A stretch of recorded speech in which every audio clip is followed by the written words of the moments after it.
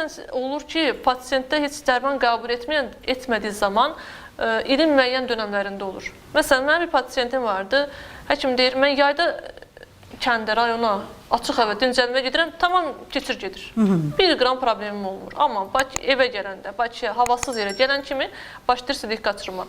Yəni, bu pasiyentdən pasiyentə dəyişir. Elə pasiyent var ki, bəzən bir neçə ay müalicədən sonra tamam rahatlaşır. Elə pasiyent var ki, aylarca, illərcə müalicə alır. Təbii, bu müalicəni ala-ala pasiyent çox yaxşı olur. Əslində, pasiyentə təsir edir. Amma dərmanı kəsər-kəsməz yenidən başlaya bilir. Təbii, pasiyentdən pasiyentə individual olaraq dəyişir. Ay oturmaq olmaz, ay o olmaz, bu olmaz. Sadəcə pasiyentə önərimiz nədir? Heç olmasa 6 ay boyunca 6-7 kilodan fazla çox ağır qaldırmasın.